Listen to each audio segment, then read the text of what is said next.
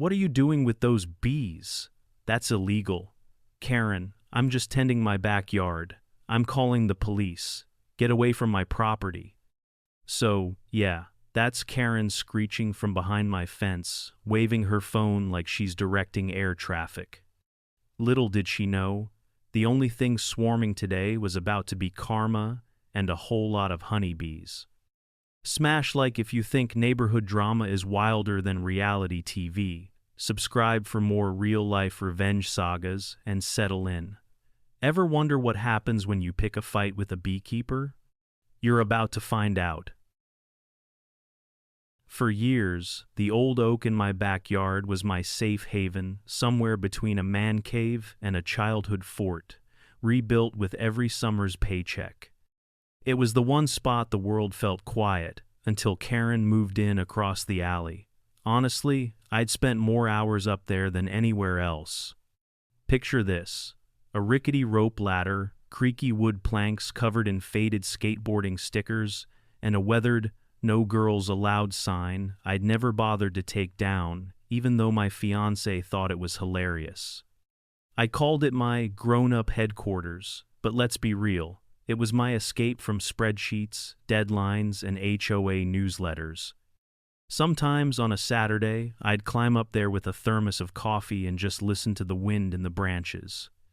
I strung up Christmas lights in June, watched the sunset, and on one memorable occasion hid out from a particularly persistent Girl Scout troop, selling cookies for what felt like hours. The view wasn't much, just neat rows of fenced-in backyards and the occasional neighbor grilling. But from that vantage point, it felt like I ruled my tiny suburban kingdom. I had a radio, a dartboard, even an old Polaroid camera that barely worked but made everything look like the 80 seconds. Friends joked I was building a dad cave in the sky, but honestly, it was therapy, plain and simple. My dad and I had started the treehouse. When I was a kid, he taught me how to drive nails, how to brace the beams so the wind wouldn't knock it loose, and how to keep squirrels out with a clever bit of chicken wire. After he passed, I rebuilt it every few years, each time with better wood, sturdier railings, and more over-the-top safety features. The treehouse became a sort of living scrapbook, every dent and scribble a reminder of summers gone by. Neighbors would wave as I tinkered, sometimes stopping to ask if their kids could have a look. I even hosted a couple of backyard movie nights for the cul-de-sac's younger crowd, projecting old cartoons on a sheet from the upper deck. It felt like the heart of the neighborhood, even if it was just 8 feet off the ground. But everything changed the summer Karen moved in. The first time I spotted her, she was peering over her newly built fence, sunglasses glinting, lips pursed like she'd bitten a lemon. She looked at the treehouse the way most people look at a hornet's nest, equal parts disgust and disbelief. I shrugged it off at first. Everyone has their quirks, right? Little did I know, that old oak would become the center of the world's pettiest suburban war. But back then, before the complaint letters and the chainsaws, it was just my treehouse, a reminder that sometimes growing up doesn't mean giving up the things that make you happiest. And for one last peaceful summer at least, it felt like my dreams were still safe up in those branches. You know the type: platinum blonde, sunglasses that scream, "Don't talk to me," and an HOA rulebook thicker than War and Peace. From day one, she glared at my treehouse like it was the Eiffel Tower built out of spite. Her moving van hadn't even finished unloading before she started her tour of improvements. First, she marched around, measuring every fence with a tape measure like a prison warden on patrol. Then she inspected each lawn, jotting down notes with furious precision, pausing dramatically in front of my yard. It was as if she was calculating exactly how much my treehouse lowered her property value per square foot. I'll never forget the first neighborly "hello" I offered.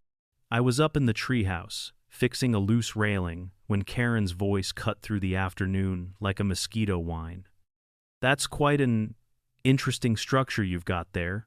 I looked down to find her, arms crossed, designer tote hanging off one elbow, phone poised like she was ready to call in a drone strike. "Thanks," I said, trying for friendly. "Built it with my dad." She blinked. "Is it up to code?" That was our first real conversation. Spoiler alert, it didn't get friendlier. In the following days, Karen's presence spread through the cul-de-sac faster than a rumor at a bake sale. She hosted a welcome brunch that felt more like an interview, peppering neighbors with questions about who handled yard waste and whether our mailboxes were regulation height. By the end of the week, she'd already submitted 3 concerns to the HOA, one about a neighbor's wind chimes, one about a lawn gnome, potential tripping hazard, and, of course, my treehouse. I tried to laugh it off.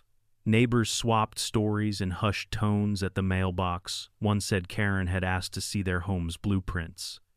Another claimed she'd threatened to personally report anyone with a dog off-leash. But the real clincher? The way she'd pause every time she passed my yard, phone camera out, snapping photos of my treehouse from every angle. I half expected her to rent a cherry picker for aerial shots. One night, I caught her standing at the edge of my property line, flashlight in hand, aiming it up into the branches like she was hunting for raccoons. When I asked if she needed something, she just sniffed and walked away, muttering about neighborhood safety. At first, I thought I was being paranoid. Maybe Karen was just enthusiastic. But my other neighbors agreed she was looking for trouble. You could feel it in the air, that strange tension like the static before a summer storm. Karen wasn't just a neighbor, she was a force of nature, and my treehouse was her favorite lightning rod. Little did any of us know, her arrival was just the opening act. The real drama was still waiting to strike. And, spoiler, when it did, nobody in the neighborhood would be the same. One morning, coffee in hand, I found Karen camped at my fence. She pointed at my treehouse and launched into a rant about neighborhood standards, property values, and something about squirrels with bad intentions. Now, I'd seen a lot in this neighborhood birthday party conga lines, impromptu dog parades, even a guy who once tried to barbecue a frozen pizza, but I'd never been accused of harboring malicious squirrels. Karen was in rare form. She leaned over the fence, practically vibrating with outrage, one manicured finger jabbing the air as she spoke. "I just don't see how anyone can think that's appropriate for a family neighborhood," she declared, with the same tone you'd use if someone had parked a monster truck on your roses. "It's been here for years," I replied, trying to keep my voice level. "Built it myself, safe as can be." She pursed her lips so tightly I thought they might vanish. "Well, it certainly wasn't approved by the HOA's aesthetic committee, and I've read every page of our bylaws 3 times. My coffee was quickly losing its magic," Karen went on, cycling through her greatest hits. "My treehouse clashed with the uniform look of the neighborhood, created a liability nightmare, and invited wildlife, by which she meant, again, squirrels. By the time she started in on possible insurance violations, I realized I'd wandered into an HOA-themed episode of Judge Judy. But it wasn't just talking at me. She was taking notes, yes, literal notes, on a pink legal pad. Every so often she'd stop, snap a picture with her phone, and mutter things like, "evidence, just in case." At one point, she demanded to know the load-bearing weight of my construction. I was tempted to tell her the only thing that ever broke up there was my resolve to eat fewer snacks. Somewhere in the middle of her tirade, my neighbor Rick walked by with his golden retriever. He gave me a sympathetic look, the kind you reserve for someone whose house just got toilet papered. Rick mouthed, "Good luck," then steered clear. Apparently, even the dog didn't want to get involved. Finally, Karen reached her closing argument. "If you care at all about this community or about resale values, you'll do the right thing and take that monstrosity down." She gave the fence a sharp tap, as if that would make her point stick. I stared at my coffee, then at the treehouse, then back at Karen. The treehouse wasn't perfect, but it was mine. It was built with sweat, nostalgia, and exactly zero HOA input. "I'll take it under advisement," I said, in my best deadpan. Karen, unsatisfied, huffed and marched back to her house, probably to update her spreadsheet of neighborhood infractions. That was the morning I learned Karen wasn't just going to be a nuisance. She was on a mission, and her first target, my childhood dream in the branches. A few days later, a strongly worded letter arrived, complete with passive-aggressive highlights and 3 different fonts. Apparently, my structure was a safety hazard and must be removed immediately. There's something about a letter slid under your door at 6 a.m. that just hits different, especially when the envelope is covered in flower stickers and "urgent" is written in purple glitter pen across the front, like a ransom note from someone who shops exclusively at Office Depot. I knew it was. From Karen before I even opened it. Nobody else in the neighborhood weaponized stationery with that much enthusiasm. Inside, it started off polite enough, "Dear resident," but by the 3rd sentence, the gloves were off. She had highlighted the words "potential liability" in neon yellow, "eyesore" in hot pink, and "community standards" in angry red. By the 2nd paragraph, she'd worked herself up to bold, underlined, and all caps. "Treehouse must be removed immediately, or further action will be taken." I half expected a section written in hieroglyphics, just for emphasis. I set the letter down on my kitchen table and stared at it over my morning cereal. Karen's logic was a masterpiece of suburban paranoia. She cited a page number from the HOA rulebook, one that didn't actually exist, and included a list of neighbor complaints with a grand total of 1, herself. My favorite line? "Reports indicate an uptick in suspicious squirrel activity. Please address at your earliest convenience." If there was a hall of fame for passive aggression, this letter would get its own wing. Later that day, I ran into Mrs. Watkins from down the street. She's lived here longer than anyone and has a memory like a steel trap. When I asked if she'd complained about the treehouse, she just laughed. "Honey, the only thing your treehouse attracts is nostalgia." Still, the seeds were planted. I started wondering how far was Karen willing to go. By lunchtime, the letter had made its rounds.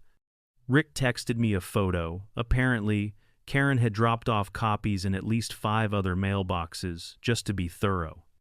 I could practically hear her at home, reloading her printer and practicing her concerned citizen face in the mirror. Not wanting to be caught off guard, I dusted off my treehouse blueprints, original permits, and even a faded photo of me and my dad from the summer we built it. The paperwork was solid, the nostalgia, bulletproof. But still, there's something about official-looking paperwork, even the DIY kind, that gets your heart racing. That night, I taped Karen's letter to the fridge next to my collection of world's okayest neighbor magnets. My fiancée thought it was hilarious. "You should frame it," she joked. "It's basically performance art." I wasn't laughing yet, but I had to admit, Karen had officially upped the ante. And as any seasoned treehouse defender knows, when a suburban feud goes paper trail, things are about to get a whole lot messier. I showed up with blueprints, permits, and a lifetime supply of patience. Karen showed up with a slideshow and an audience. What followed could only be described as a PowerPoint-powered meltdown. If you've never been to an HOA meeting, imagine jury duty but with more finger-pointing and less free coffee. The rec center was packed neighbors in folding chairs, the HOA board at a card table, and Karen up front, laptop perched on a stack of real estate brochures like a TED Talk gone rogue. I was barely inside before she clicked to her first slide, a blown-up photo of my treehouse, zoomed in so far it looked like a crime scene from a documentary. "Ladies and gentlemen," Karen began, I present to you the safety hazard next door. She didn't even bother with a good evening. As she launched into her presentation, it became clear she'd been busy. There were graphs showing decreased curb appeal, stock photos of children tripping over toy blocks, none of whom lived within 5 zip codes, and, for some reason, a grainy image of a squirrel carrying what looked like a peanut but was labeled potential treehouse damage. It was suburban theater at its finest. I waited my turn as Karen worked herself into a PowerPoint frenzy, waving her laser pointer like a magic wand and pausing for dramatic effect every time she clicked to the next slide. Do we want this cue unflattering angle of my treehouse representing our community? Gasps from her assembled squad of supporters, who I later learned were mostly people she'd recruited with promises of free refreshments and a petition to ban inflatable Santas. When the board finally called my name, I walked up holding a folder thick enough to stun a raccoon. I laid out my blueprints, showed the original building permits, and even offered copies of HOA correspondence from the year I'd built the treehouse. I tried to keep things light, smiled, answered questions, explained my annual safety checks, which mostly involved me not falling off the ladder, but still. For every one of Karen's facts, I had a piece of paper that said, "Nope, still legal."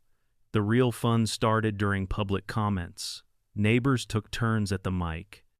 Rick, always reliable, stood up and said, "Honestly, the only thing dangerous about that treehouse is how much I want one." "Mrs.?" Watkins added, "I think it's charming. Plus, he hands out full-size candy bars at Halloween." Karen's jaw clenched tighter with every compliment. But Karen wasn't done. She tried to interrupt, waving her stack of color-coded grievances, but the HOA president cut her off. "Karen, please let others speak." The phrase alone should have won him a Peace Prize. By the end, the board reviewed my paperwork, conferred for all of 5 minutes, and declared the treehouse in compliance with current guidelines. There was polite applause, a few high fives, and one very dramatic sigh from Karen. She packed up her laptop with the energy of a villain whose evil plan had just been foiled by a bunch of meddling kids. As I walked home, blueprints under my arm, neighbors stopped to congratulate me. The treehouse was safe for now, but something told me Karen wasn't done plotting. Because in suburbia, the real power isn't in the paperwork, it's in the persistence. And nobody, but nobody, out-persisted Karen.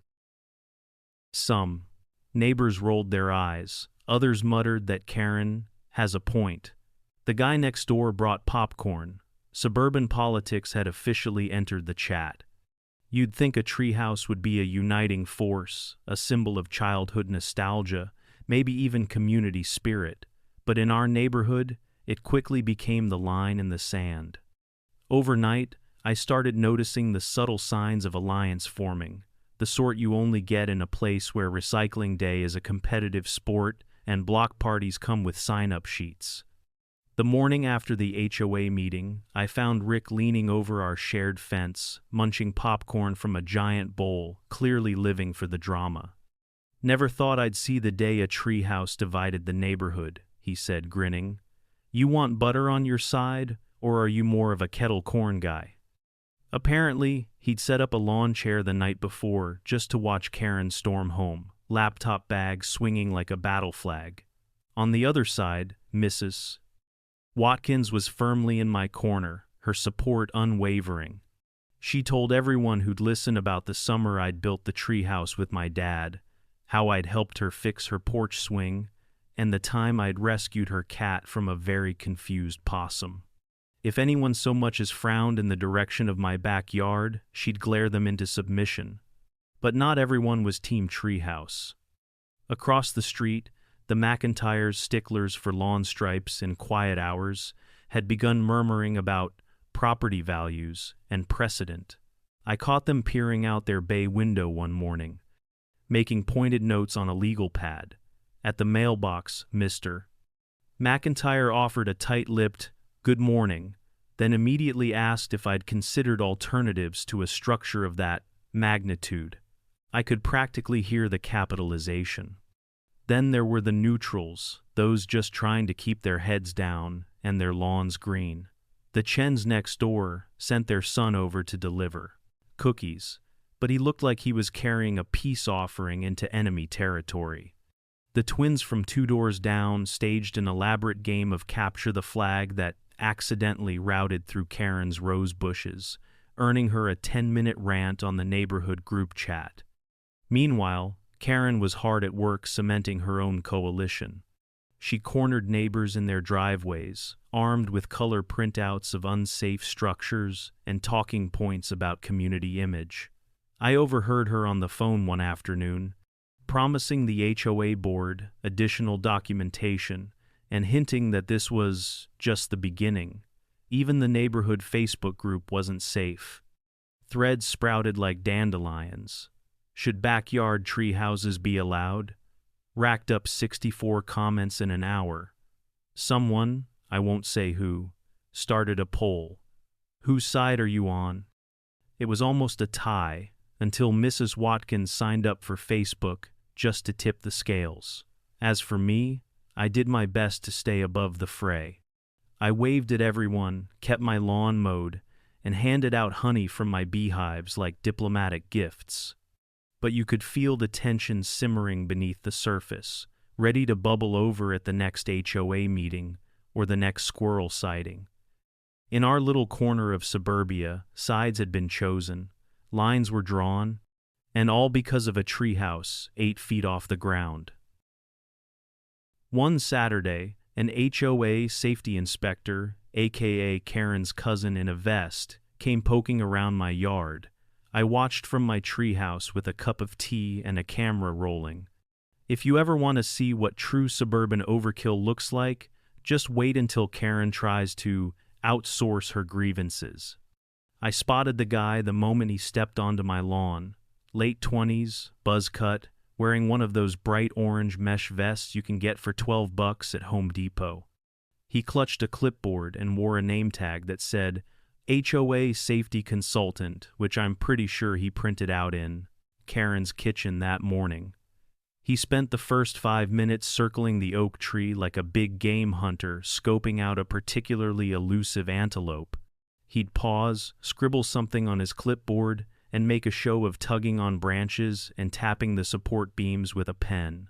All the while, Karen hovered behind the fence, arms crossed and lips pursed, giving him a running list of potential hazards. She pointed out the non-existent loose bolts, the improperly secured ladder, and her favorite, the suspicious wildlife activity she claimed to have witnessed at 3 a.m. From my perch, I sipped my tea and quietly started my phone's camera. If this was going to be a circus, I wanted a front row seat and a recording for the highlight reel.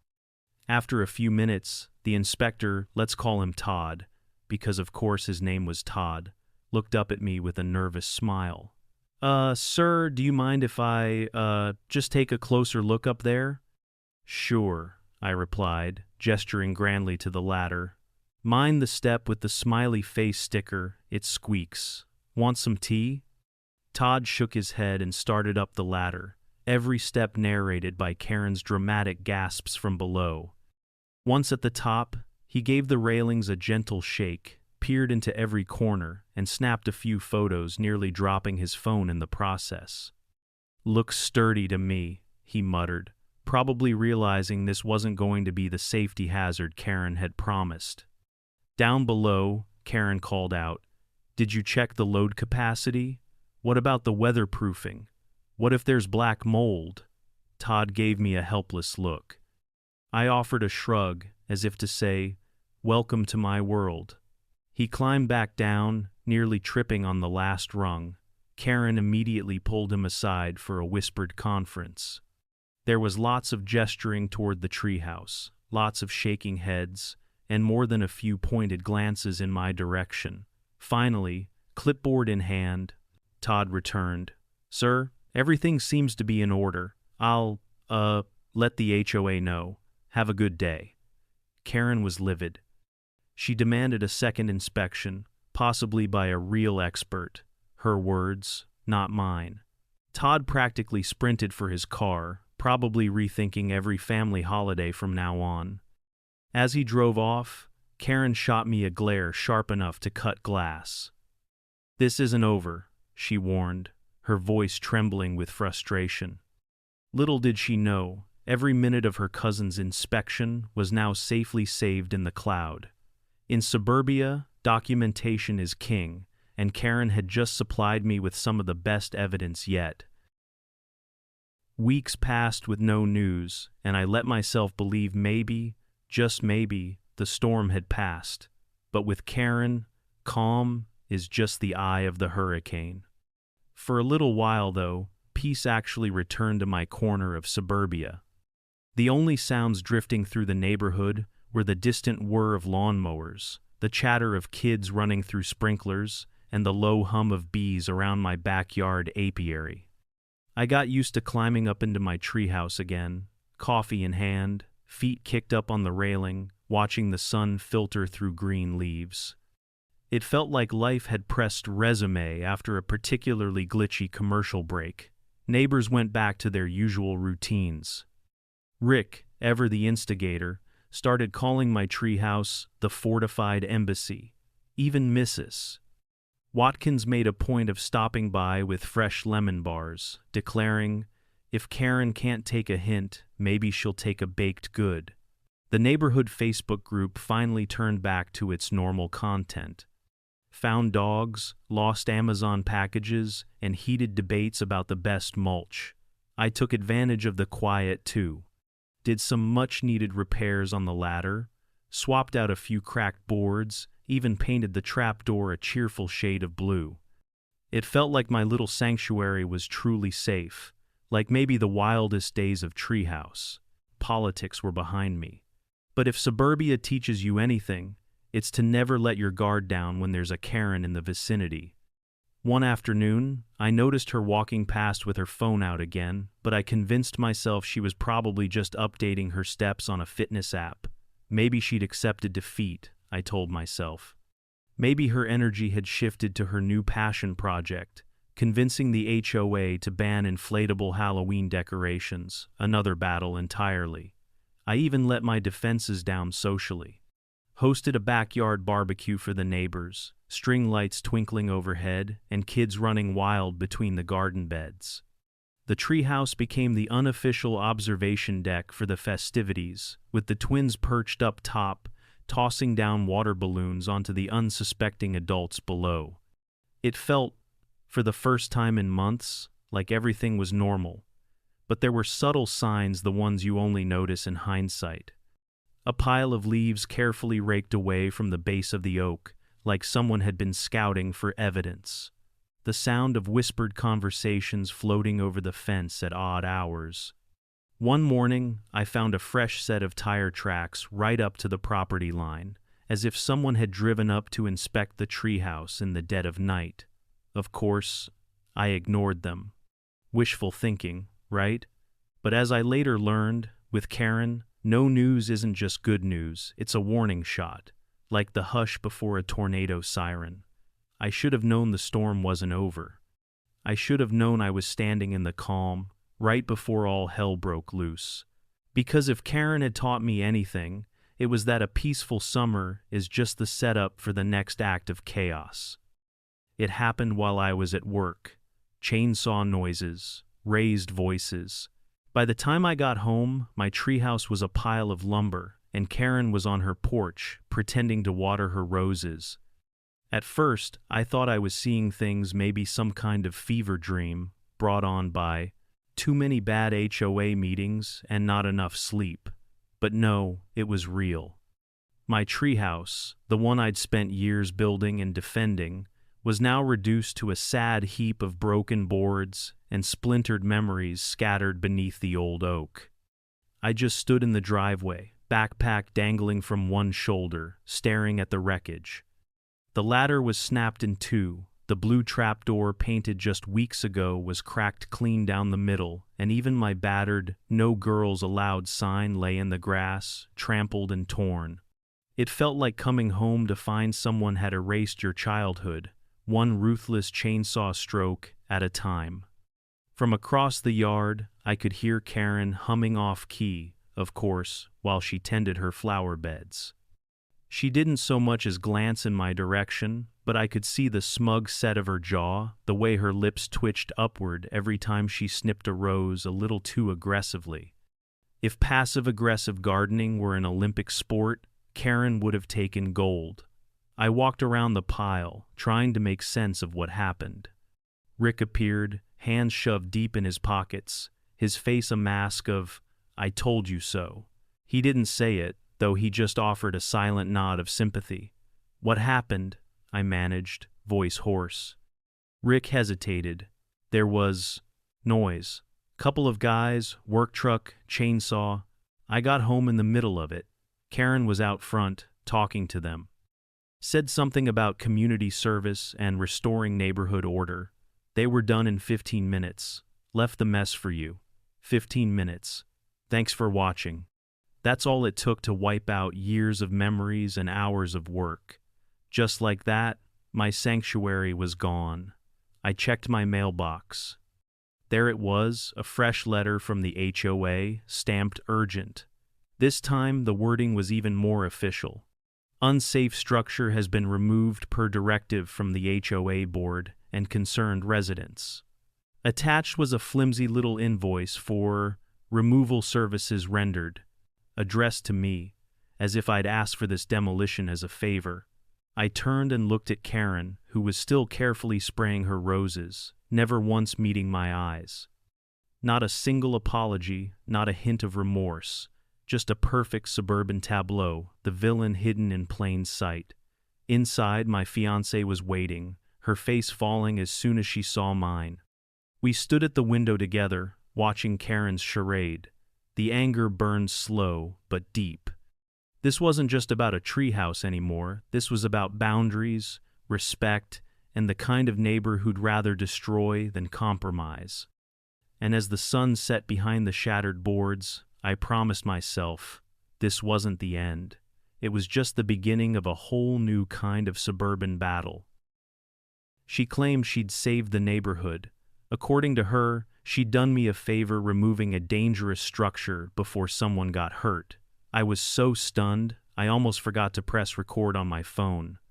Karen waited until the debris had cooled, and the last hired chainsaw mercenary had vanished before finally approaching. She marched across the grass, clipboard in hand, her every step telegraphing the certainty of someone who truly believed they'd just performed a public service. When she reached the remains of my treehouse, she sighed, as if burdened by the weight of her own selflessness. "I know this is hard for you," she started, using the same tone a dentist uses before a root canal. "But you'll thank me. The HOA was unanimous, well, almost. This was about safety, and liability, and community standards. The last thing we need is someone falling out of a, what did you call it, dad cave and suing the rest of us." For a second, all I could do was stare. My fists clenched around my phone, thumb hovering over the camera button. But her words were so surreal, so divorced from reality, that I almost forgot what world I was in. I managed to croak out, "You didn't even tell me. You just destroyed it." Karen blinked, looking genuinely confused. "I put it in writing, several times. I CC'd the entire board. I even included pictures with arrows and circles. What else was I supposed to do when you ignored the warnings? I had to escalate. For everyone's sake." She spread her hands as if inviting me to see reason. "You really should be grateful.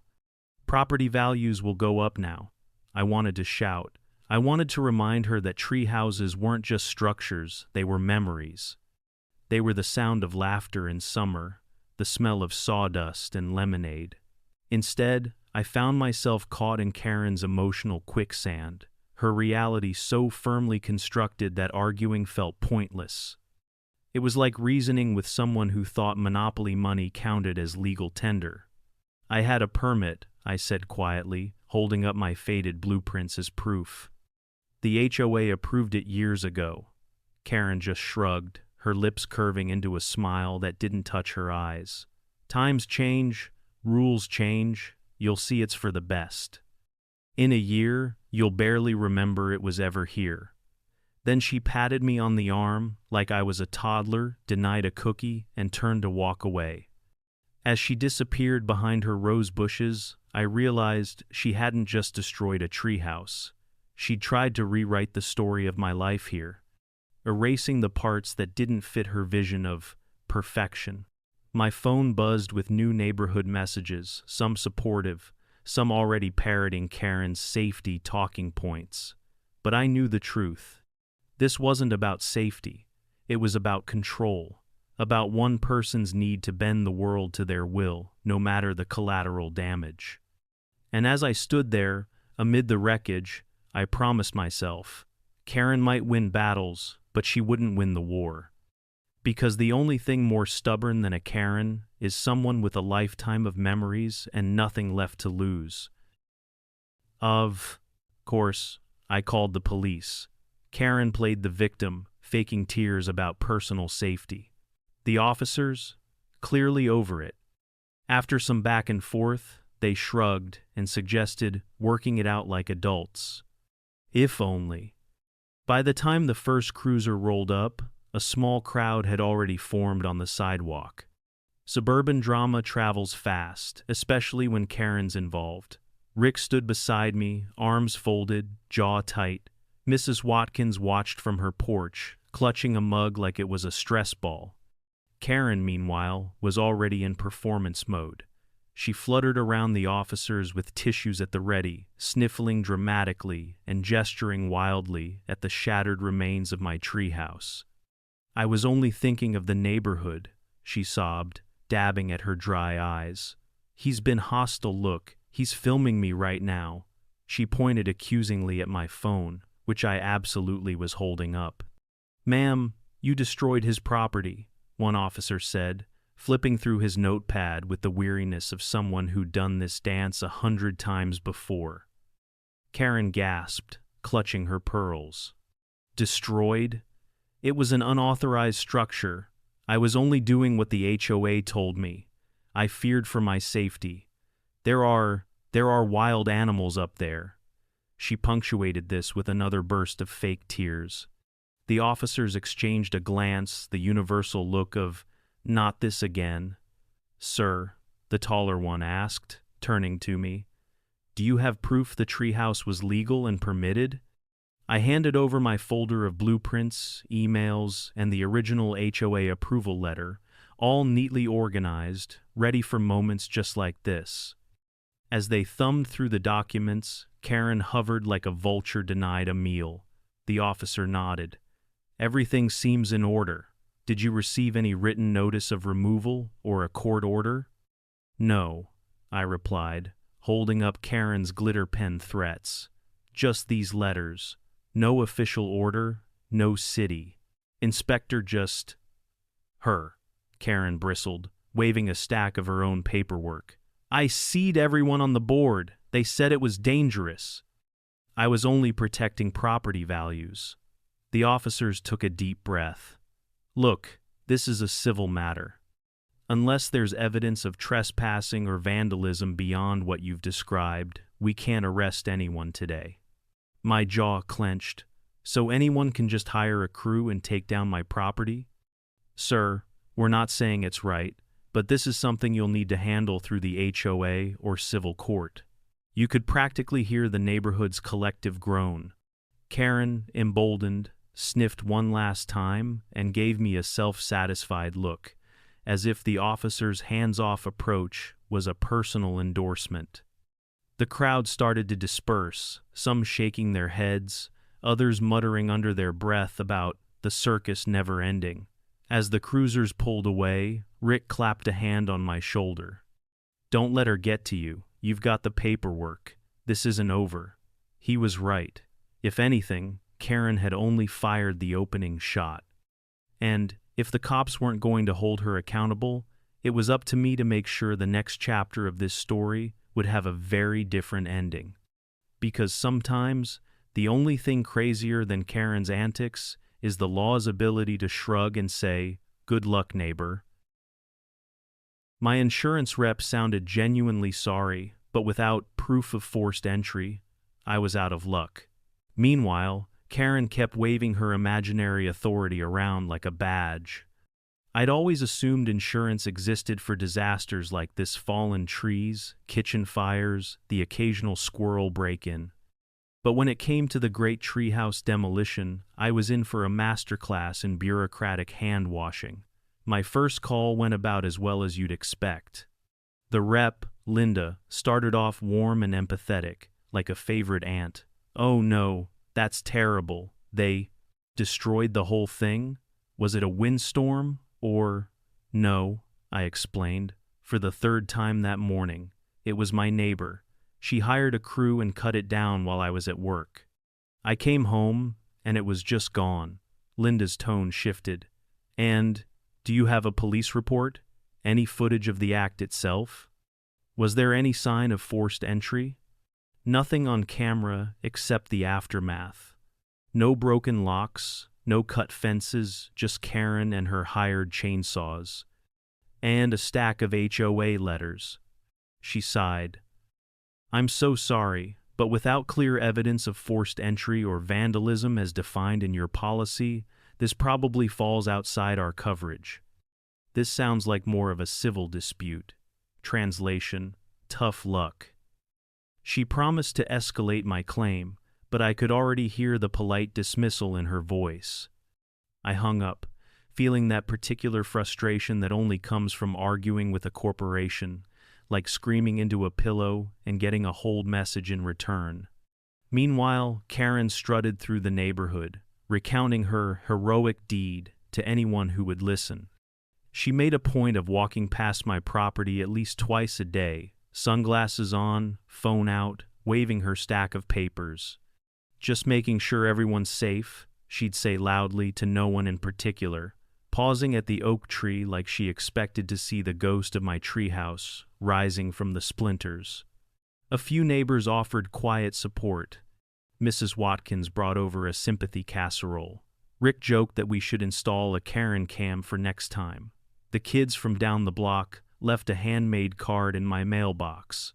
"Sorry about your treehouse. Hope you get a new one. P.S. We don't like Karen either." At least some of the world still made sense. But every attempt to get restitution was met with a polite dead end. The HOA claimed full transparency and suggested I take it up at the next meeting, never mind that they'd rubber-stamped Karen's crusade in the pretend first place. The insurance company sent a letter confirming my claim was denied, citing lack of criminal intent. Apparently, willful destruction by a neighbor with authority issues wasn't a checkbox on their form. And so, I was left with nothing but broken boards, a dead claim, and the knowledge that Karen would spin this into her own legend. But if she thought a little red tape would stop me, she clearly didn't know how stubborn I could be. Because sometimes, after the paperwork settles, the only thing left to do is get creative and maybe, just maybe, show Karen what real neighborhood spirit looks like. Here's the thing about heartbreak: it's a great motivator. So I turned to my other passion, beekeeping. If I couldn't rebuild my treehouse, I could at least double down on honey. My beehives had always been the quieter stars of the backyard, tucked away at the far edge under the shade of the lilac bush. I started with one hive after reading an article about pollinators saving the world, and before long, I'd built up a whole apiary, 4 pastel boxes buzzing with life. Tending to my bees was the antidote to HOA headaches, all focus, patience, and gentle hands, a welcome contrast to Karen's tornado of chaos. With the treehouse gone and my spirit running on fumes, I found myself out by the hives every evening, suited up and listening to the hum.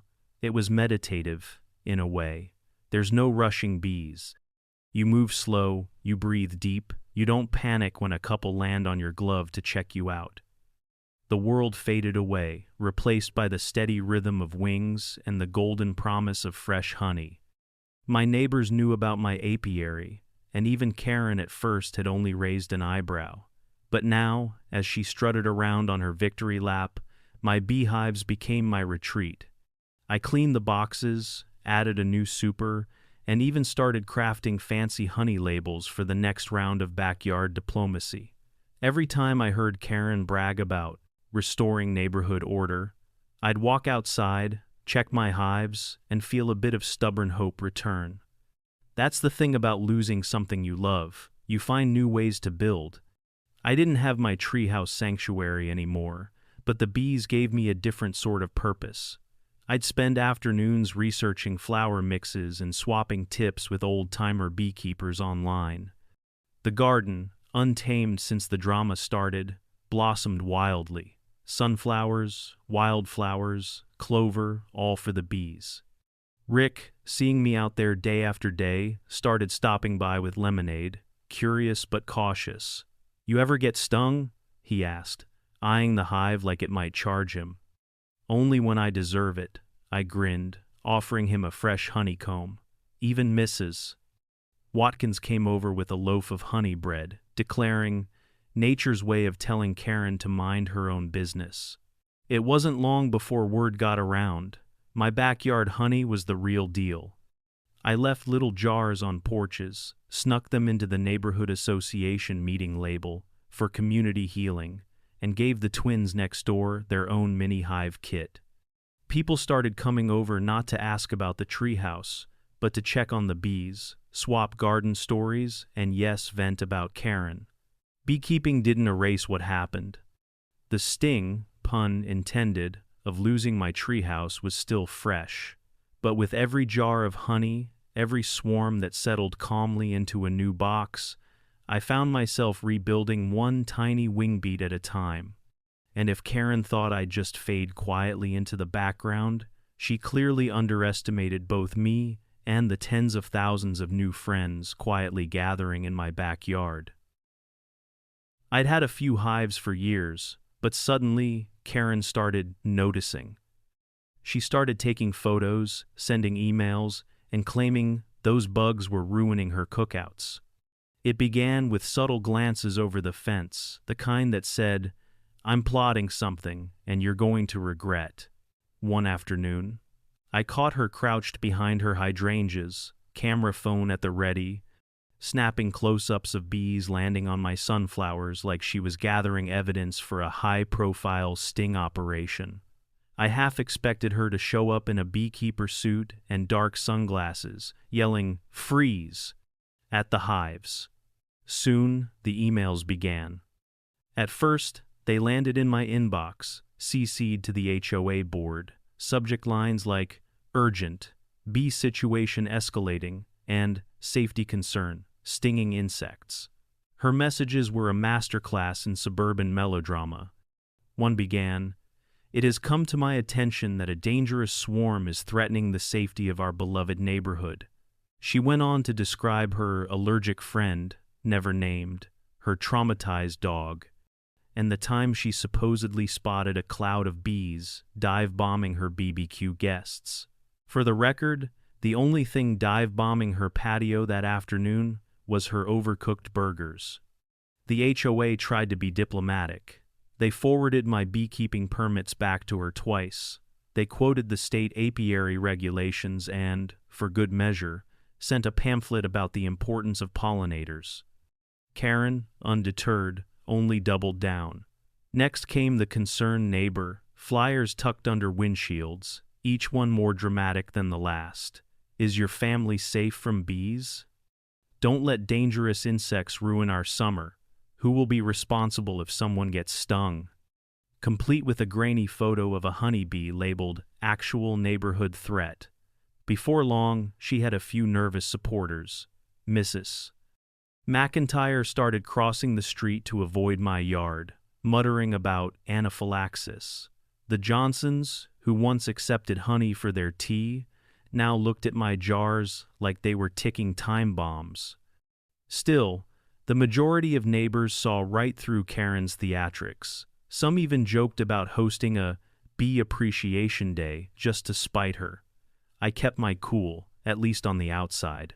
I updated my permits, added extra fencing around the hives, and even hosted a Meet the Bees afternoon for the curious. Kids showed up with wide eyes and mason jars, eager for a lesson in pollination.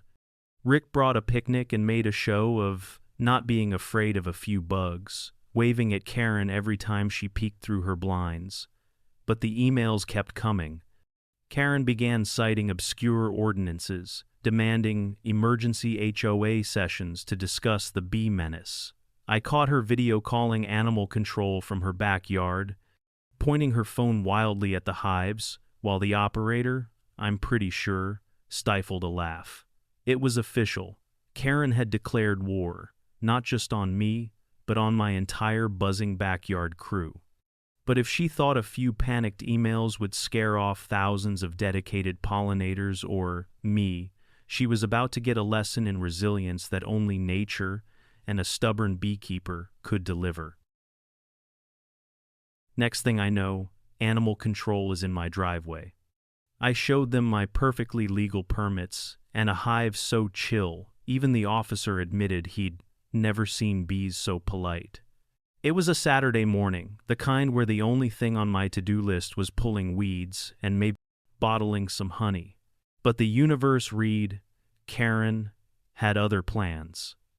I heard the telltale sound of an official vehicle idling, and when I stepped outside, there they were. 2 animal control officers, clipboards in hand, Karen in tow at a respectful distance, watching like a general reviewing her troops. One of the officers, Officer Murphy, introduced herself with a tired smile. Sorry to bother you, sir, but we got a call about a dangerous bee situation. Before I could answer, Karen piped up from the sidewalk. It's a public safety emergency. They're aggressive. They chase my dog. Murphy glanced at her, then back at me, eyebrows already climbing. Mind if we take a look? Be my guest, I said, trying to keep the edge out of my voice.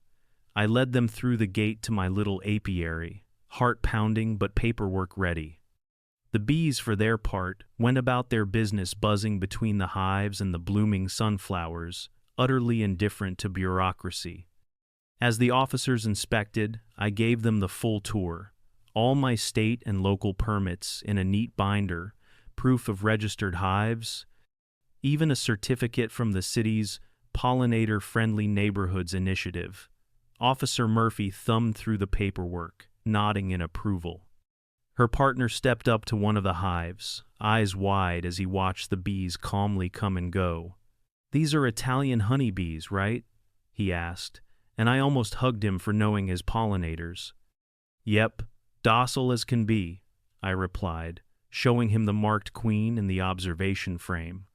Honestly, they're more interested in clover than conflict. Karen, meanwhile, hovered near the fence, occasionally gasping when a bee drifted too close. Are you just gonna let this continue? She demanded, loud enough for the neighbors to hear. He has thousands of them. What about allergies? What about children? Officer Murphy politely but firmly waved her off. Ma'am, everything here appears to be in perfect order. Bees are a protected species under city code. And these hives are a model example, honestly. I wish more people kept their apiaries this well. She actually smiled at me. Never seen bees so polite. Karen's face went through the entire color spectrum, settling on a sort of blotchy red. This isn't over, she muttered, stomping off with her phone already dialing the next authority in her mental Rolodex. The officers left, promising to note the false report on their log, and even asked if I sold honey. I slipped them each a jar as a thank you. Rick watched from his porch, giving me a slow clap as the animal control van pulled away. So, chalk up another win for the bees and one more lesson for Karen. Sometimes, nature and the law are both on your side, and in my case, my buzzing backyard friends had just officially been certified as model neighbors. Not bad for a bunch of bugs. Karen wasn't done. She started a petition to ban backyard apiaries. She even knocked on doors, spinning tales of killer bees and allergic children. Spoiler, nobody signed. If there's one thing you can count on with Karen, it's that she doesn't believe in losing quietly. By Monday morning, flyers had appeared on every porch. Urgent, signed to protect our neighborhood. In smaller print, she'd added, "End the threat of dangerous backyard beekeeping." She even used a little bee clip art, complete with fangs and angry cartoon eyebrows, to really drive home the menace. For extra flair, the flyers featured dramatic facts like one sting could be fatal and bees attack in swarms of thousands. She left out the part about honeybees dying after a single sting, but let's not let biology ruin the narrative. Then came the door knocking. Karen canvassed the block like a political candidate, except instead of promises about lower taxes, she was selling fear. If you were home, she'd launch straight into her pitch. Did you know there's an unregulated bee operation right next door? Your children could be at risk. Think of the pets. I've read stories about Africanized bees invading communities just like ours. She'd shove a clipboard under your nose, pen at the ready, eyebrows arched in expectation. But suburbanites are nothing if not polite, and most of my neighbors had watched enough of Karen's antics to know a manufactured crisis when they saw one. Mrs. Watkins feigned poor eyesight and asked Karen to read every line out loud, then lost the pen under her porch step. Rick told Karen he'd sign only if she could spell apiary correctly. She couldn't. The Chens politely declined, citing their love of honey in herbal tea. Even the McIntyres, usually the first to grumble about rules, said their garden had never looked better since my bees moved in. A few houses down, the twins' dad opened the door mid-Karen monologue, still in pajamas, and declared, "We like the bees. They keep the hornets away." He shut the door before she could reply. That pretty much set the tone for her crusade. By midweek, Karen had managed a grand total of 2 signatures, her own and, suspiciously, the neighbor whose house was for sale. Not exactly the grassroots movement she'd envisioned. She started escalating, leaving voicemails for the HOA board, emailing local news, community in peril, and posting in every Facebook group she could join. The neighborhood forum lit up with memes. Someone photoshopped a picture of me in a beekeeper suit as a superhero, captioned, "Guardian of the Gardens." Even the HOA, who'd been Karen's enablers during the treehouse saga, sent out a politely worded email, reminding residents that backyard apiaries were both legal and integral to community health. They even linked a bee-friendly gardening guide. By Friday, Karen had gone full martyr, cornering neighbors with educational pamphlets about the bee crisis and sighing loudly whenever she walked by my fence. She started wearing a wide-brimmed hat and bug net, looking like she was prepping for a jungle expedition every time she fetched the mail. In the end, not a single policy changed, and my hives stayed right where they were. All Karen had managed was to further cement her reputation as the neighborhood's most persistent drama magnet. Meanwhile, my bees kept buzzing, the garden kept blooming, and the honey just got sweeter. One sunny afternoon, Karen staged an incident. She ran down the street, flapping her arms, insisting she'd been swarmed. My security camera? Not a single bee left the hive. It was the kind of blue sky day that made blast. You want to believe suburbia was peaceful, a lie Karen was determined to expose. The neighborhood was bustling, kids on bikes, sprinklers going, the usual chorus of mowers and laughter. I was in the backyard tending to my garden beds, completely unaware that a one-woman emergency was about to erupt. Suddenly, a shriek split the air. Heads snapped around to see Karen, bug net flapping, sprinting up the sidewalk in full theatrical mode. "Bees! Swarm! They're attacking me!" she hollered, waving her sun hat wildly.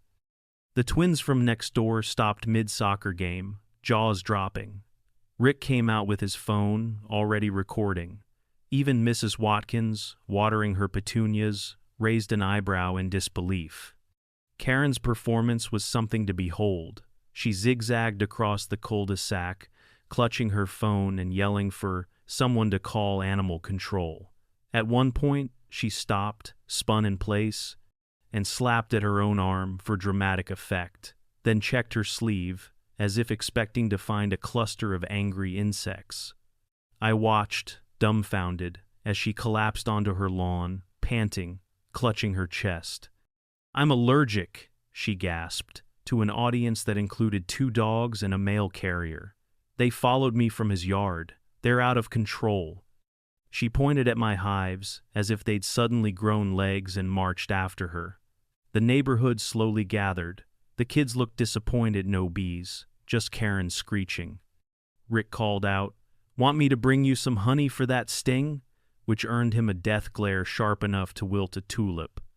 Mrs. Watkins, ever practical, handed Karen a cold bottle of water. "Here, dear, you seem a little overexerted." Meanwhile, my security system caught the whole thing from 3 angles. My bees, minding their own business, lazily circling the hive entrances, utterly oblivious to the chaos unfolding 50 feet away. I even double-checked the footage in real time, just to be sure I wasn't missing a rogue bee uprising. Nothing. Not so much as a wayward drone. Still, Karen was committed to her narrative. She insisted someone call the HOA, animal control, maybe even the National Guard. "This is a public safety nightmare," she declared, still sprawled on her grass. When Officer Murphy from Animal Control showed up for the second time in a month, she barely hid her annoyance. After a quick look at the uneventful hives and Karen's very much unstung arms, she turned to me and said, "Sorry to bother you again. Seems like everyone's safe, except maybe for some hurt pride." Word traveled fast. By dinner, the whole street was laughing about the bee attack that wasn't. Someone posted the security cam footage to the neighborhood Facebook group. The comment section was merciless. "Karen versus the imaginary swarm. Oscar-worthy performance, 10/10. My bees? Still the calmest residents on the block. Karen? Still determined to turn a non-event into a crisis. But if she thought the neighborhood would fall for her routine, she'd just learned, you can't fool the hive or the cameras." The annual block party was coming up. I volunteered to make honey treats and even set up an educational bee demo for the kids. Karen was furious. I was, apparently, glorifying terrorism. Every summer, the block party was the main event, grills fired up, lawn games stretching from curb to curb, and neighbors mingling like one big, quirky family. This year, after months of Karen's bee drama, folks were hungry for fun and, let's be honest, a little dose of poetic justice. The moment I offered to run a honey tasting booth, the planning committee nearly cheered. "We love the bee guy," Mrs. Watkins proclaimed. Even the HOA president, still slightly singed from Karen's last tirade, encouraged my idea with a wink. "Let's show the neighborhood what real pollination looks like." Karen, of course, immediately tried to block the whole thing. She emailed the HOA, warning that my unregulated apiary demonstration would endanger public health and traumatize sensitive children. She even tried to start a rumor that I'd be releasing live bees at the party. For the record, the only thing getting released was a table full of honey sticks and a jar of my homemade creamed honey. The kids couldn't wait. On party day, I set up my booth under a canopy of sunflowers, laid out samples of every honey variety, clover, wildflower, even a dark, smoky batch from the late summer harvest. I put up fun fact signs. "Did you know honey never spoils?" And "Bees visit 2 million flowers to make a single pound of honey." For the grand finale, I'd arranged a live video feed from one of my observation hives. The kids crowded around, mesmerized as they watched the queen laying eggs in real time. Karen hovered on the sidelines, arms crossed, bug net ready just in case my jars decided to attack. She marched up to the HOA president no less than 3 times, complaining that my bee propaganda was glorifying terrorism and would spark panic. Meanwhile, half the street was lining up to buy honeycomb, sample honey lemonade, and pose for selfies with the bee guy. Sign Rick had made giant cardboard antennae included. The real highlight came during the bee demo. I handed out little bee puppets, taught the kids how to waggle dance to show where the flowers were, and explained how honeybees help everyone's gardens grow. Even some of the parents joined in. Karen tried to shout over my explanation, warning about killer bees and invasive pests, but she was drowned out by the chorus of kids chanting, "Save the bees, save the bees." Later, Mrs. Watkins announced the results of the bake-off. My honey shortbread cookies won by a landslide. Karen's gluten-free scones came in last, earning a single pity vote from Mr. McIntyre, possibly under duress. That night, as the party wound down, neighbors stopped by to thank me, jars of honey in hand. Rick snapped a group photo, everyone laughing, sticky with honey, the kids still buzzing from their bee knowledge. If Karen had hoped to turn the block against me, her plan had officially backfired. My bees and my honey were the talk of the town.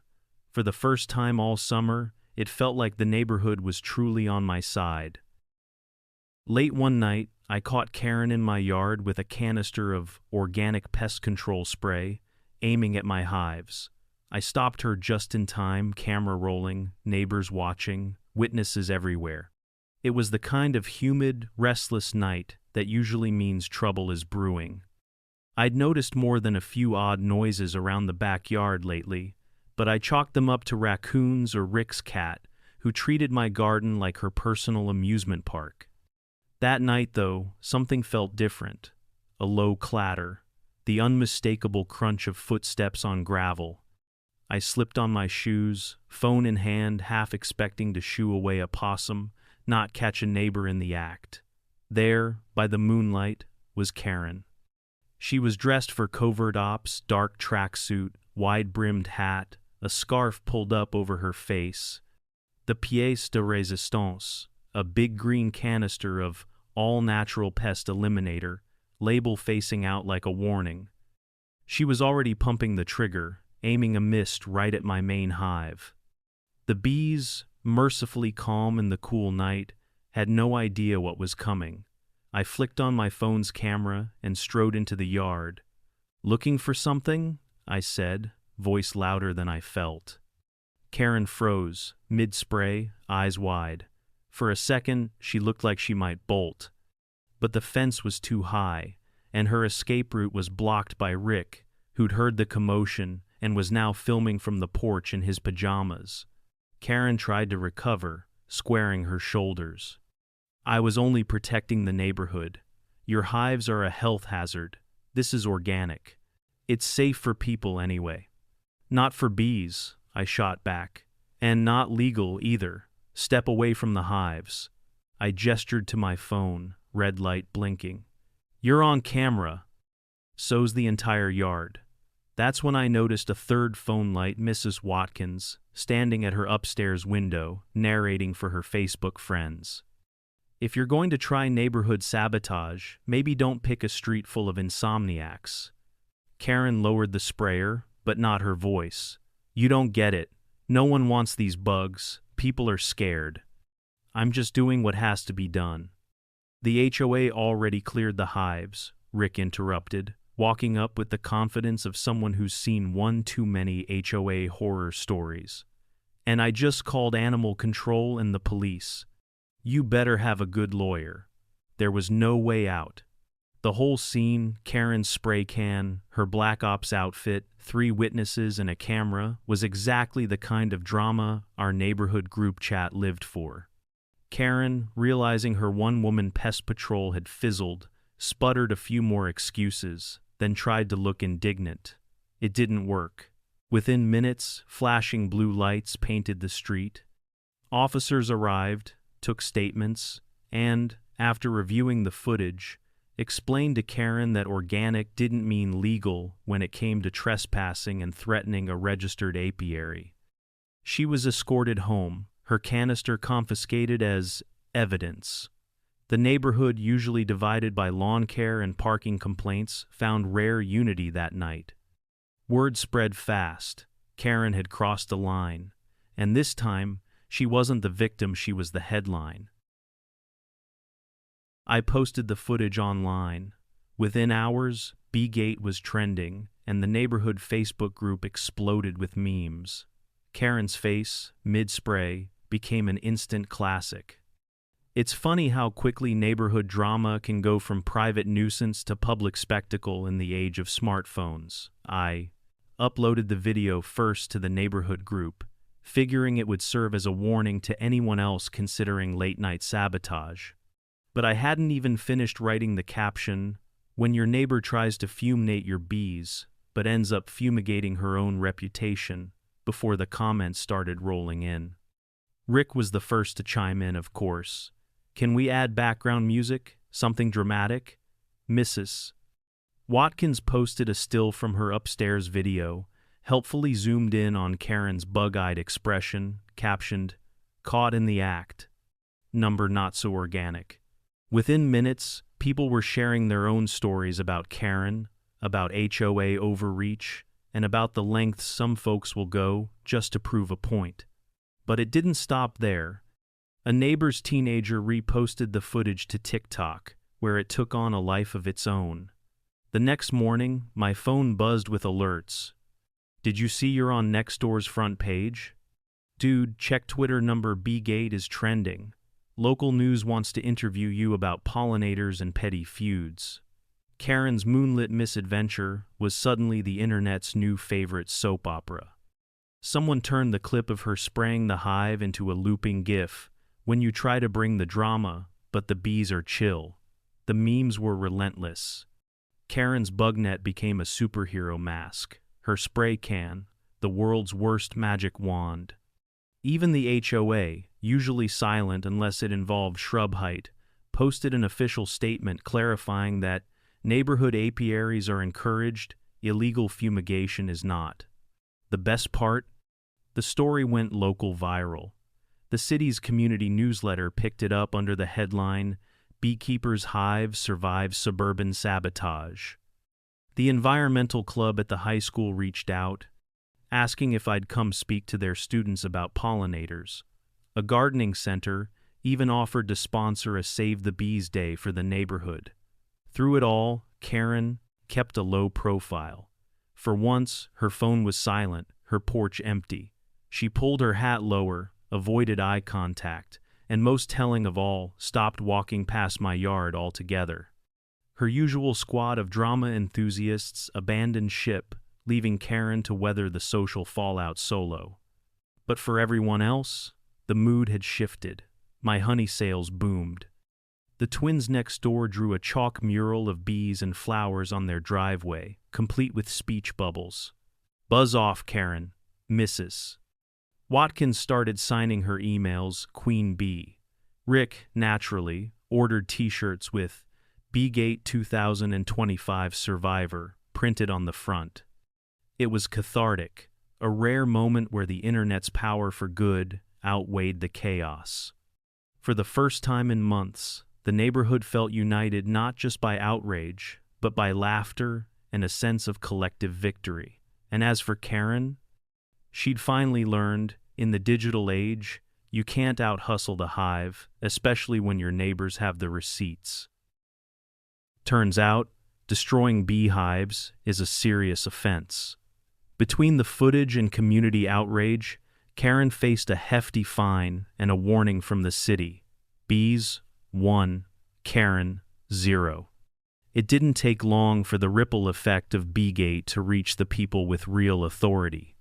The morning after the viral video blitz, an official-looking envelope arrived in Karen's mailbox, delivered for maximum impact, while half the neighborhood was out walking their dogs or watering their gardens. The return address, City Environmental Enforcement. I'll admit, I lingered a little longer than usual by my mailbox, pretending to sort junk mail while Karen opened the envelope. Her face, usually so composed, flickered through about 6 stages of panic before she spun on her heel and stormed inside. News traveled fast. She'd been summoned for a formal city investigation regarding attempted illegal pesticide use, trespassing, and willful endangerment of protected pollinators. Leave it to bureaucracy to sum up 3 months of drama in a single sentence. Within days, a city inspector in a crisp polo and an actual beekeeper hat showed up at my door. He introduced himself as Kevin, Urban Apiary Compliance, and proceeded to compliment my hive setup, ask for a taste of my honey, and double-check that my permits were up to date. They were in triplicate, thanks to Karen's earlier crusade. Kevin snapped a few photos of the hives and the remnants of Karen's midnight fumigation, jotting notes and shaking his head. "This isn't the first time we've dealt with angry neighbors and bees," he said, almost apologetically. "But I'll be honest, this is the first time the angry neighbor got caught on 5 separate cameras." Meanwhile, the city attorney's office issued an official letter to Karen. Cease and desist all interference with legally registered apiaries. Violations may result in escalating fines and, in the case of endangerment or repeat offenses, criminal charges. The HOA, desperate to dodge any further liability, sent a follow-up message to the entire neighborhood, reminding residents of the rules and encouraging everyone to respect local environmental stewardship. It was the politest way possible to say, "Don't mess with the bees or your neighbors." But the real reckoning came with the fine. A hefty 4-figure penalty for unauthorized pesticide use and trespassing. Karen tried to argue her case, emailing the city, then the county, and finally the mayor, who, rumor had it, was a backyard beekeeper herself. The verdict was swift and unsympathetic. She was ordered to attend a community pollinator awareness workshop, pay restitution for damages, and stay a minimum of 20 feet away from all registered hives for a full year. The news spread like wildfire, faster, even, than Karen's original flyers of doom. Rick hosted an impromptu bee victory barbecue. Mrs. Watkins made honey cakes for the whole block. The twins painted a new mural, a smiling bee holding a diploma, with the words, "Bees rule, Karen's drool." It was a turning point. For the first time since Karen's arrival, the neighborhood felt genuinely hopeful, maybe even a little closer. And as for the bees, they went on pollinating, blissfully unaware they'd just won the biggest battle of all. Sometimes the hive wins, and this time justice stung exactly where it needed to.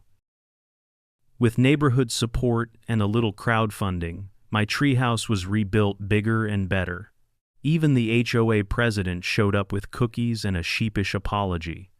The morning after Beegate finally died down, I opened my front door to a sight that nearly brought tears to my eyes. A stack of 2x4s, a shiny box of new deck screws, and a big homemade sign from the neighborhood kids that read, "Let's rebuild." It turns out, when the internet unites behind you, miracles can happen, especially in the form of a GoFundMe set up by Rick, who titled it, "Restore the Embassy in the Sky." Within days, friends, neighbors, and even a few strangers pitched in. Donations trickled in with notes like, "Long live backyard forts," and "Thanks for saving the bees and our sense of humor." It felt like a healing ritual. Every Saturday, people showed up with toolboxes and thermoses of coffee. Mrs. Watkins supervised from a folding chair, reading out the original dad cave plans I'd drawn with my dad years ago. The twins became honorary project managers, handing out nails and high fives, and even the McIntyres dropped off lemonade and offered tips for squirrel proofing, with only a few not so subtle hints about color choices. I was determined to make the new treehouse more epic than ever. We added a wraparound deck, solar-powered fairy lights, and a mini weather station gifted by the Chens. One of Rick's buddies, a carpenter by trade, volunteered a weekend to reinforce the beams and install a papaloli secret trapdoor for escape drills, obviously. Kids from all over the neighborhood contributed. One brought a painted mailbox, another donated a set of walkie-talkies, and the twins brought up a hand-painted "No Karens Allowed" sign, which earned the loudest cheer of all. Even the HOA president made an appearance, carrying a plate of home-baked cookies and an expression that said, "I'd rather be anywhere else." He cleared his throat, stammered out an apology for any misunderstandings regarding board actions, and presented an official certificate naming my treehouse the Neighborhood Recreation Project of the Year. I couldn't help but laugh. Sometimes, all you need is a little humility and a whole lot of public pressure to bring out the best in people. As the final boards went up and the last screw was tightened, the sun set in that golden way it does when you're making new memories. We christened the rebuilt treehouse with a block-wide movie night, projecting "Honey, I Shrunk the Kids" onto a bedsheet strung between two branches. There was popcorn, honey lemonade, and more laughter than I'd heard on our street in months. Looking out from the new deck, I saw something I hadn't seen in ages: a community, united not by complaints or drama, but by determination and a little bit of rebellious joy. The treehouse stood taller, brighter, and sturdier than before, a symbol of what can happen when a neighborhood decides to choose kindness and maybe a touch of spite-fueled teamwork over chaos. And as I looked down at the crowd, even Karen, silent, avoiding eye contact, couldn't stop what we'd built. This time, it was for everyone, and this time, it was here to stay. Now, every time Karen walks her dog, people cross the street. She's become a walking cautionary tale, a legend, for all the wrong reasons. The change wasn't sudden, but it was relentless. One day, Karen was still the self-appointed sheriff of the cul-de-sac, clipboard in hand, ready to educate anyone on lawn height or recycling violations. The next, she was the local punchline, a symbol of suburban overreach so infamous that even Amazon drivers seemed to hurry past her place. Her dog, a skittish little pug named Bentley, used to strut proudly ahead of her on their morning rounds. Now, poor Bentley trotted behind her, as if embarrassed to be part of the same story. Neighbors who once waved, mostly out of fear, now averted their eyes, or, if they were feeling especially bold, smirked behind their hands. The teens down the block would wait until she passed, then break into dramatic reenactments of her late-night bee attack, arms flapping and all. Even the mailbox became a stage for neighborhood theater. I overheard Mrs. Watkins narrating to a new resident, "See her? That's Karen. Tried to fumigate a beehive and ended up on the news. Bless her heart. But don't get too close, drama tends to stick." It was like living next door to an urban legend, except instead of haunted woods, it was just a lady with a vendetta and a spectacular inability to read the room. Social life dried up fast. The HOA, once her loyal enablers, went radio silent. Karen's invitations to exclusive neighborhood brunches went unanswered. Her annual 4th of July party, a staple for years, was suddenly forgotten, replaced by an impromptu potluck at Rick's place. Even the McIntyres, former Karen sympathizers, made a point of loudly praising my new treehouse and inviting everyone but her for lemonade. Online, things were even worse. The Beegate memes never really died; if anything, they mutated. Photoshopped images of Karen as a villainous queen bee holding a can of pesticide like a scepter made their rounds every few weeks. She tried to delete her Facebook, but screenshots live forever, and the group chat wasn't letting go anytime soon. It wasn't all schadenfreude. There was a real sense of Relief too. The block seemed lighter, conversations friendlier. Kids played in front yards again. Folks stopped by just to chat, sharing honey and garden veggies. The weird, low-level anxiety that had hovered over every HOA meeting faded away, replaced by something close to normalcy. As for Karen, she kept her head down. No more flyers, no more midnight patrols, no more dramatic monologues at the fence. She'd been dethroned not by vengeance, but by the slow, steady tide of public opinion, proof that even in suburbia, karma has a long memory. And if you're wondering about Bentley, don't worry. He still gets plenty of head scratches, just usually after Karen's gone home, when the block can breathe easy again. With the treehouse back, the bees thriving, and Karen finally quiet, things started to feel normal. I could enjoy my backyard again this time, with more honey and less drama. It's funny how quickly the mood of a neighborhood can shift. Just a few months before, every trip to the mailbox felt like a gamble. Would I get a smile from Mrs. Watkins or a glare from Karen? Would there be another urgent notice tucked under my doormat, or just the latest coupon circular? Now, the only surprises were homemade cookies from the twins or jars of jam swapped for my honey. The block had gone from battleground to backyard barbecue in record time. On weekends, the air was filled with laughter, the sizzle of grills, and the steady, reassuring hum of bees. The new treehouse, now the jewel of the street, had become a gathering point. Kids held secret meetings up there, plotting next year's Halloween pranks and arguing over who got to be treehouse president. Parents lounged nearby, swapping gardening tips, and occasionally sneaking a cookie or two from the ever-replenished snack table. Rick even strung up a peace treaty banner between our yards, a not-so-subtle wink to our neighborhood's turbulent past. The bees, blissfully unaware of the plan, political shifts, just kept doing their thing. The wildflowers I'd planted in defiance of Karen's anti-pollinator crusade had exploded into a riot of color, attracting butterflies, hummingbirds, and inevitably a few curious neighbors hoping for honey samples. Even the McIntyres, once grumblers, started leaving positive reviews on the neighborhood forum about my ambitious but surprisingly tasteful apiary. Mrs. Watkins claimed the honey improved her tea, and the Chens credited my bees with a bumper crop of tomatoes. For the first time in ages, HOA meetings ended early and without shouting. The board, perhaps a little chastened by their role in B-Gate, focused on real issues like fixing the pothole on Maple Lane and revamping the community garden. Karen, once a guaranteed headliner, was now a quiet presence at the back, face buried in her phone, offering only the occasional half-hearted vote. But the best part wasn't just the absence of drama, it was the presence of joy. I could finally sit on my new treehouse deck at sunset, legs dangling over the edge, the scent of honey and cut grass in the air.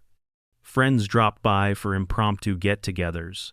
The kids' laughter floated up through the leaves, mixing with the soft drone of my ever-busy bees. Even Bentley, Karen's long-suffering pug, found a little peace trotting over for a scratch behind the ears whenever Karen wasn't looking. There was still the usual suburban nonsense, lost packages, the occasional overgrown hedge, but it all felt manageable. After everything, the block had learned how to bounce back. Maybe that's the real magic of a good neighborhood. Not that trouble never comes, but that it never gets the last word. For the first time in a long while, peace felt like more than a temporary truce. It felt earned, and, honestly, a little sweet like honey at the end of a long, hard season. Looking back, the whole saga feels surreal. If there's one thing I learned, it's that the best revenge is living well and maybe, just maybe, having 10,000 tiny winged allies on your side. It's strange how a single petty feud can snowball into something bigger, something that tests your patience, creativity, and sense of humor all at once. I never set out to be the bee guy. All I wanted was a place to unwind, a treehouse to remind me of my dad, and a quiet corner to tinker with my hives. But when Karen set her sights on turning my world upside down, I had a choice: pack up and play it safe, or dig in and defend what mattered. I chose the latter, and what started as self-defense turned into something a lot sweeter. Through every eye-roll-inducing letter, every manufactured emergency, every overblown accusation, I learned the power of documentation, patience, and a community that won't be bullied by a single voice. The neighbors I once only waved to in passing became friends and allies. Our block went from polite strangers to a team united by honey, humor, and the shared relief of surviving one of the wildest HOA stories anyone could remember.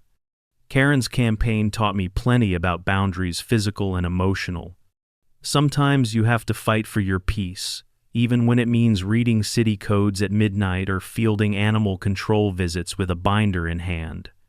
Sometimes you have to get creative, turning lemons into lemonade, or in my case, a disaster into honey shortbread cookies for the block party. But I also learned the limits of control. No matter how hard you try, you can't force people to change or stop every neighbor from stirring the pot. What you can do is choose your response. I could have let bitterness win, but instead, I found new passions and built something bigger, literally and figuratively. That's the real win, not getting rid of a Karen, but living so well that her drama becomes background noise. Would I go through it all again? Honestly, probably not.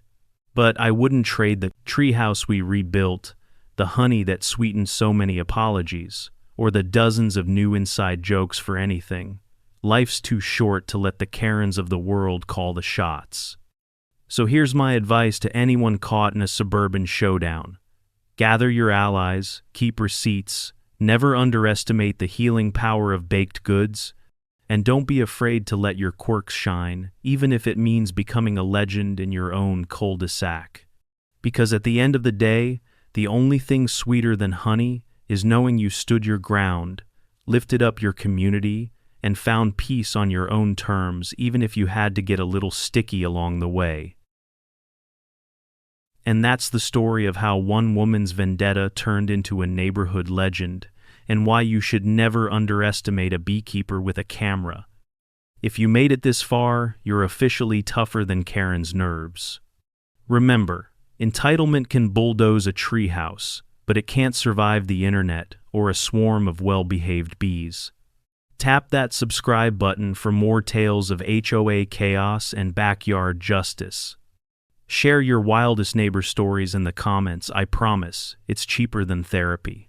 And next time someone tells you bees aren't team players, just send them this video. Until then, may your honey stay sweet and your Karen stay far, far away.